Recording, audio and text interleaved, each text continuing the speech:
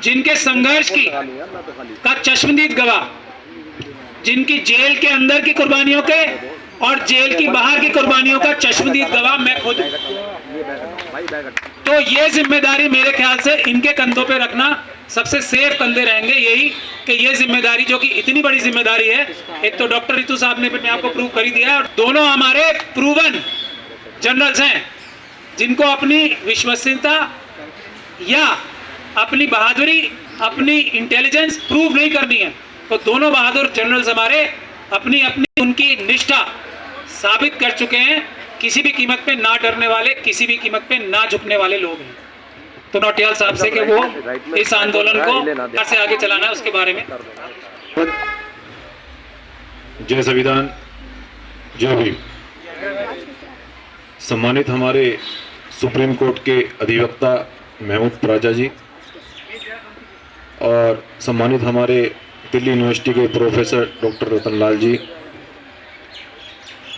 सम्मानित मीडिया बंधुओं, आप जानते हैं कि आज 126 दिन हो गए हैं जिस प्रोटेस्ट को हमारी बहन प्रोफेसर डॉक्टर रितु सिंह चला रही है।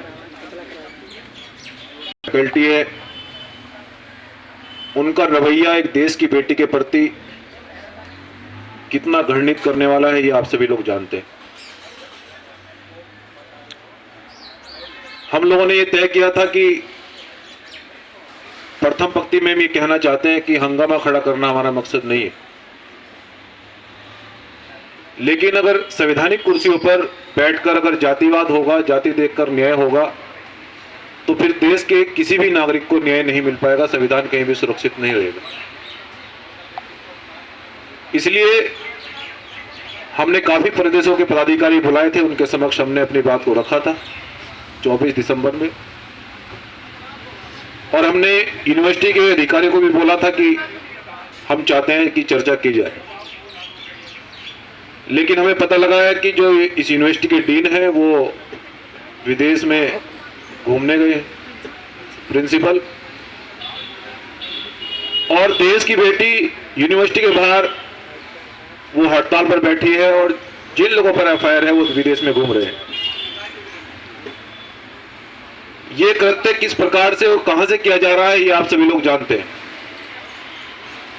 और इसी के समक्ष में एक बात मुख्य रूप से देश की बेटियों को मुख्य रूप से कहना चाहता हूं कि ये एक बेटी का सवाल नहीं है,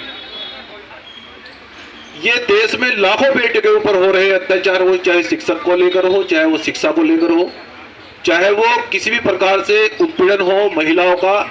और इसके लिए बाबा साहब डॉक्टर अंबेडकर ने हिंदू कोड बिल के खिलाफ लड़ाई लड़ी, मनुस्मृति के खिलाफ लड़ाई लड़ी।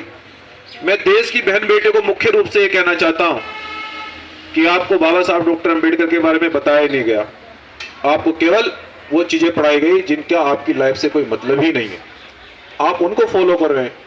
ये जिस कुर्सी पर देश की महिलाएं अपने माता पिता आईएएस पीसीएस का नाम कर रही है, वो बड़ी बड़ी कुर्सियों पर बैठी है, ये न मनुस्मृति की देन है, न हिंदू कोड बिल की देन है, ये बाबा साहब डॉक्टर अंबेडकर ने की देन है, जो पूरे देश से लोहा लेकर इस देश की महिलाओं के लिए लड़े, और आज उस लड़ाई को देश की बेटी डॉक्टर रितु सिंह आगे बढ़ा रही है। मैं देश की बेटियों से कहना चाहता हूं कि हमें इस धोखे में नहीं रहना है कि हम इस दिन का इंतजार कर रहे हैं कि कब हमारा घर जले। मैं वही कह रहा हूं कि लाखों बेटियों का मामला, और जिस प्रकार से सरकार के द्वारा देश की बेटियों का उत्पीड़न किया जा रहा है, हम ये कहना चाहते हैं देश की बेटियों की तरफ से मैं एक बात कहना चाहता हूं। सब लोग कहते हैं कि भीम आर्मी के लोग थोड़ा कड़वा बोलते हैं, लेकिन मजबूरी है। मैं कहना चाहता हूं कि कदमों में बैठकर कब तक न्याय मांगोगे, कदमों में बैठकर कब तक न्याय मांगोगे, वो लोग न्याय नहीं देंगे आपको। मैं देश की बहन बेटियों से कहना चाहता हूं कि स्ट्रॉन्ग जूता पहन के रखना होगा, स्ट्रॉन्ग जूता पहन के रखना होगा, और विरोधियों को यह कहना होगा कि सीट बेल्ट को मजबूती से कस के बांध लीजिए, माहौल कभी भी खराब हो सकता है। इसलिए आज हमारी बहन रितु सिंह ने निर्णय लिया है, भीम आर्मी जय भीम संगठन का ये कर्तव्य है और इसके लिए हम प्रतिबद्ध भी हैं। कि बहनों के सम्मान के लिए, सुरक्षा के लिए हमें देश में आंदोलन करना पड़े, हमें जेल जाना पड़े, निसंकोच सरकार बिल्कुल भी भ्रम में न रहे। और इस बहन ने निर्णय लिया है कि 15 दिन बाद हम यूनिवर्सिटी का ताला लगाएंगे। ये सच है, ये भीम आर्मी जय भीम संगठन की तरफ से भी क्लियर है कि ताला लगाया जाएगा। और 15 दिन के बाद भी अगर हमें न्याय नहीं मिलता है, मैं देश के बहनों से भी और खासकर भाइयों से भी, युवाओं से कहना चाहता हूं, खासकर SC ST OBC माइनॉरिटी, आदिवासी, अल्पसंख्यक, मुस्लिम लोगों से, कि आप मुझे रोज फोन करते हैं कि यूनिवर्सिटी में एडमिशन नहीं हो रहा है, आप मुझे रोज फोन करते हैं पूरे देश से कि विद्यालय में एडमिशन नहीं हो रहा है। ये आपकी शिक्षा पर लगाम लगाना चाहते हैं, इसलिए तो यही है, आपको मालूम है। लेकिन ये समय शिक्षा और शिक्षक की क्रांति लाने के लिए है, जो हमारे बीच में साथी अपनी नौकरी को खोकर बैठे हैं आपके बीच में। ये चाहते हैं कि बाबा साहब ने सब कुछ गवा दिया, इन लोगों ने अपनी नौकरी छोड़ दी, लेकिन ये चाहते हैं कि हमारे किसी भाई की नौकरी न छूटे और किसी का घर न जले। ये शिक्षक देश के अंदर क्रांति लाना चाहते हैं। इसलिए मैं देश के स्टूडेंट लॉबी से ये कहना चाहता हूं कि ये शिक्षा के प्रति एक क्रांति का समय है। 15 दिन तक हम इंतजार करेंगे।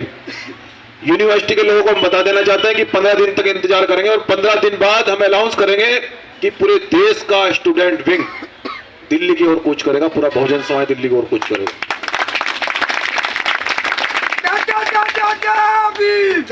मैं एक घोषणा और करता हूं कि देश की जितनी भी यूनिवर्सिटियां हैं, जिनमें SC ST OBC माइनॉरिटी, अल्पसंख्यक बच्चों का एडमिशन नहीं हो पाता है, लेकिन संविधान में क्या लो है, संविधान में तो आरक्षण 0 बैलेंस पर एडमिशन होना होता है। और ये लिखा है संविधान में कि यूनिवर्सिटी कॉलेज को तभी परमिशन दी जाएगी जब आप SC ST के बच्चे को 0 बैलेंस पर एडमिशन देंगे। लेकिन आज हो क्या रहा है, मैं देश के युवाओं से कहना चाहता हूं, मुझे रोज फोन करते हैं, लेकिन ये अब लड़ाई लड़ने का वक्त आ गया है। हो क्या रहा है, एडमिशन नहीं हो पा रहा है, वो एडमिशन नहीं दे रहे हैं। इसलिए जितनी भी यूनिवर्सिटियां देश के अंदर हैं जहां 0 बैलेंस पर एडमिशन नहीं हो रहा है, उन यूनिवर्सिटी को हम चलने नहीं देंगे। वहां भी हमारे आंदोलन अब जारी होंगे पूरे देश के अंदर। उन यूनिवर्सिटी में आंदोलन करेगी हमारी बहन, जाएगी वहां पर रितु सिंह, और हम सब लोग पहुंचेंगे। देश की सभी यूनिवर्सिटियों में SC ST OBC के आंदोलन छिड़ेंगे कि 0 बैलेंस पर जब संविधान में लिखा है तो एडमिशन मिलना चाहिए। हम फीस नहीं देंगे तो नहीं देंगे। मैं जानता हूं कि SC ST OBC माइनॉरिटी के बच्चे आज डिप्लोमा डिग्री नहीं ले पा रहे हैं, बैचलर PhD फिलोसफी ये डिग्रियां नहीं ले पा रहे, मैं जानता हूं। और जब आप पढ़ेंगे नहीं, जब शिक्षा नहीं मिलेगी, तो पढ़ेंगे कैसे आप? वो आपको गुलामी की बेड़ी में जकड़ने जा रहे हैं और आप चुप बैठे हैं घर में। जो लोग आवाज नहीं उठाते वो लाशें उठाते हैं। अब लाशें उठाने का वक्त नहीं है, अब आवाज उठाने का वक्त है, घर से निकलने का वक्त है। और जो हमारे भाई अंबेडकर मूवमेंट के बहुत बड़े रिसर्चर हमारे प्रोफेसर डॉक्टर रतन लाल जी, मैं सरकार से एक बात और कहना चाहता हूं, क्या फुले साहब अंबेडकर की बात करना गलत है? कितना उत्पीड़न उनका किया जा रहा है। हम सरकार के और शासन प्रशासन से भी कहना चाहते हैं, मैं प्रोफेसर डॉक्टर रतन लाल की तरफ से कहना चाहता हूं, सरकार को भी और प्रशासन को भी, कि वो एक अपने समाज की विचारधारा को आगे बढ़ा रहे हैं। जिनकी वजह से वो नौकरी कर रहे हैं, उस विचारधारा को आगे बढ़ा रहे हो।